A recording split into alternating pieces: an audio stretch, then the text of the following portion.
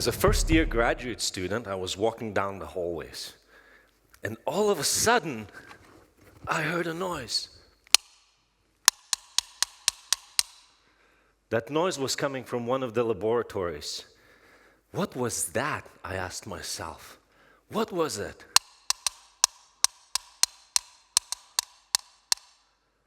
It's like shooting ducks in the pond, came the voice from the electrophysiology lab. What I was absolutely amazed by, that when I walked in electrophysiology lab, I saw that this sound was actually voltage that was converted into audio sound, and it was coming from a neuron, a single neuron to which an electrode was attached. It's the way neurons talk. It's fascinating. And from that point on, I was hooked on electrophysiology and hooked on neurophysiology. I wanted to know how these neurons talk, how they communicate with each other, how they create neural networks, and that information in neural network gets spread through the brain. I wanted to know everything, including how neurons work right now while you're listening to my talk, right at this millisecond. If we were to take a division of the brain or the whole brain and very roughly divide it into two types of neurons, we would have excitatory neurons and inhibitory neurons. All of these neurons produce very fast potentials that are called action potentials. These are little electrical sparks, and these electrical sparks cause the release of a chemical called neurotransmitter. So if you have an excitatory neuron, when it produces this spike or an action potential, this very fast electrical change, the excitatory neuron releases excitatory neurotransmitter, excites a part of the brain. The inhibitory neurons, they also produce these fast electrical changes, and they release an inhibitory neurotransmitter. And that inhibitory neurotransmitter dampens the activity of the brain. And so this is constant up and down in different regions of the brain is encoding our perceptions, our memories, our emotions, our motor functions. And this complete picture is formed by interactions of these excitatory and inhibitory networks that are precisely balanced and acting precisely in time, playing out the rhythms, playing out neuronal beats. If we look even further into different subtypes of neurons in the brain, of course, we're not just limited by excitatory neurons and inhibitory neurons. The brain is a very complex structure. And so another way we can approximate the structure and function of different brain cells is subdividing them further into different subtypes. And so if we were to look in the brain, we actually have approximately 150 different subtypes of neurons. And if we were to stimulate those neurons and place an electrode and listen to how those neurons talk, how they produce their dialect,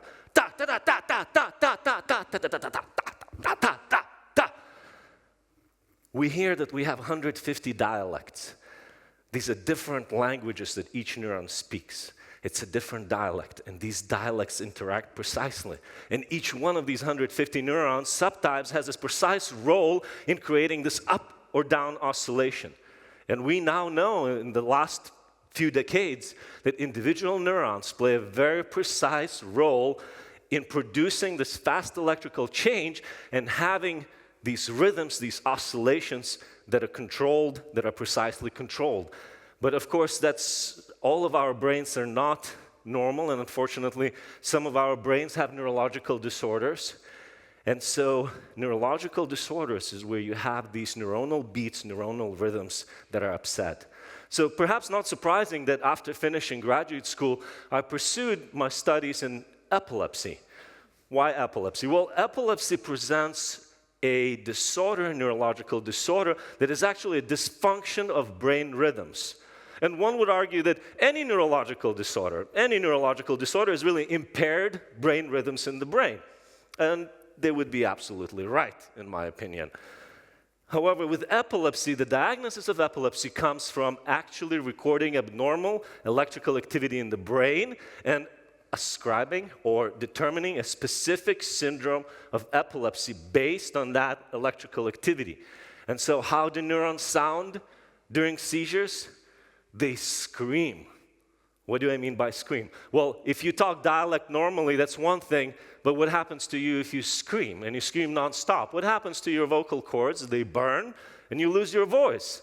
The same happens during seizures, is that neurons during seizures scream. If at normal brain activity, neural firing is not that frequent. It's actually a pretty quiet brain that produces some electrical sparks here and there and releases neurotransmitters, excitatory and inhibitory. But during seizures, this organization of beats is lost. The beats become abnormal. The cells get hijacked by this pathology, and now they start playing the wrong beats. And so the challenge that we took upon ourselves is to understand what contribution these different subtypes of neurons have in producing seizures. And since I told you that there's excitatory cells and inhibitory cells, you would probably guess that the excitatory cells are the ones that start the seizures and are responsible for spreading the seizures, these large electrical discharges across the brain. So according to the words of my mentor, it takes crazy people like myself and himself to insert electrodes in multiple cells at the same time and try to understand what these cells do during seizures. And that's exactly what we did. And what we saw was completely counterintuitive. We saw that the inhibitory cells actually start the seizures. What you have here on top is the inhibitory cell in blue. And that inhibitory cell, this blue thing, is actually producing lots of spikes. And then after a while, it fails to produce a spike. And this excitatory cell over here that's in red, it produces a whole bunch of uncontrolled activity. And that activity spreads across the brain. And that's what causes the seizures. And so every time the inhibition fails and it doesn't produce a spike, the excitation produces a seizure. It runs away and it causes damage to the brain. And this was absolutely fascinating for us to find that. And the studies that we did these studies in brain slices taken from rodent brains. And you will say, well, what does that have to do with human brain and human being? And lo and behold, 5 or so years later, the similar pattern of inhibitory neurons starting the seizures and failing during the seizures, and excitatory information running away and causing abnormal activity was discovered and confirmed in living human epileptic brains. In general, I think this is the remarkable and most fascinating thing about the science is that you can have an isolated cell, isolated network in a dish, and that activity that you record, you can also find in the living human brain. That's absolutely fascinating. So one way that we can understand these neurons is looking at their spikes, and we can convert these spikes into voltage. Da, da, da, da. But what we also want to know is how does this activity, how do these brain waves, these oscillations up and down look like? And so in the last 2 decades, neuroscientists have invented, and other scientists, many different ways of visualizing cell activity. Right now, we can visualize movement of single molecules in one cell, activity of one cell, or hundreds of cells at the same time, or networks. And we can visualize this activity 100 times per 1 second. We can visualize this activity real time. That's absolutely fascinating. And so this is an example of what looks like a brainwave. It's abnormal epileptic brainwave that is propagating in the slice, where the red color here shows a very massive amount of activity, abnormal activity, that propagates through this tissue. And it's absolutely fascinating. We can actually now tell where this abnormal activity begins, as is shown here, how it travels through brain tissue. We can measure the speed of these propagations. We can measure the characteristics of these oscillations. We can accomplish a lot using imaging, and that presents a completely different view and understanding of how neural networks function, how they spread this activity across the brain. So, now that we understand these abnormal oscillations, one of the things that we want to do as neuroscientists and neurologists, one of the biggest challenges that we have, is to actually how to control these abnormal brain rhythms, how to stop and control abnormal rhythms, how to reset the brain as a rhythmic structure, oscillatory structure, into the right kind of oscillation. And again, you can view that drugs and pharmaceuticals that you take actually reset these rhythms. They reset the rhythm, they reset your mood, the depression, they reset seizure, they stop Parkinson's tremors. You are changing the beats in these neurons with drugs or with electrical stimulation. For the past few years, my work has been motivated and has concentrated on a Dravet syndrome. A Dravet syndrome is a catastrophic form of epilepsy. It happens in very young children. It's catastrophic because children can have up to hundreds of seizures a week. Those seizures are untreatable, uncontrollable in many cases. It's catastrophic because children do not develop properly. They're having too many seizures for their brain to process other activity. And it's catastrophic because up to 20% of these kids die after a seizure for unknown reasons. And so this is what motivates me to understand how the brain works and to try to invent or understand new ways and potentially alternative ways in which we can treat this abnormal brain activity. And what may come as a surprise to you is that these children, along with many other children, autistic children, Asperger's children, cancer children, are using cannabis extracts to improve their way of life, to control the uncontrollable conditions. Of course, that stirs up a lot of emotions. Children, cannabis? What are you talking about? This is wrong. Oh, no, this is right. This is wrong. Here, the devil is in the details. Okay, so let's try to understand some of these details. We know that marijuana has been used for centuries with reported medicinal effects. There's multiple publications report medicinal effects. There are synthetic drugs that are compounds of cannabis that are used as medications. And recently, there's been an increase in use of these extracts. And even more so, the second half of the 20th century, we discovered an endocannabinoid system. So what is endocannabinoid system? Endocannabinoid system consists of endocannabinoids. These are chemicals that are produced naturally in your body without taking a puff. They're naturally produced in your body. And they can bind two types of receptors, CB1 receptor, cannabinoid receptor 1, and CB2 receptor, cannabinoid receptor 2. And these receptors are very widely distributed throughout the body, where CB1 receptor is dominant in the brain, and it will cause the psychoactive effect from the cannabis plant. The CB2 receptors are distributed mostly in the periphery, with the most predominant expression of CB2 receptor in the spleen, and that's the organ that is responsible for amassing your immune response. So where does cannabis come in here? Well, what we know, of course, we all heard about THC. The bad drug, THC, it's a part of cannabis. And this is all we know about cannabis. Pretty much we just say cannabis is THC, drug, and that's it. And so what we have to know is that cannabis plants contain cannabinoids. What are cannabinoids? Cannabinoids is a whole group of chemicals that have different structures. The second most prevalent cannabinoid in cannabis is shown here abbreviated as CBD, or cannabidiol. There's other cannabinoids that are expressed, and it's over 70 of them that are found in the cannabis plants. And on top of that, cannabis plants and these extracts from cannabis plants not only contain cannabinoids, but they also contain these aromatic substances that are called terpenes. So you will find terpenes in other fruits and vegetables.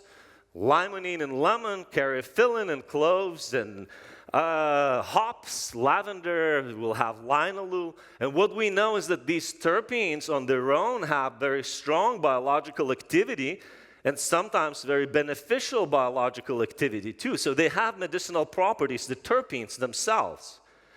And what has become a predominant thought is that perhaps these isolated compounds like THC or cannabidiol CBD may not be as effective as using the extract from the whole plant.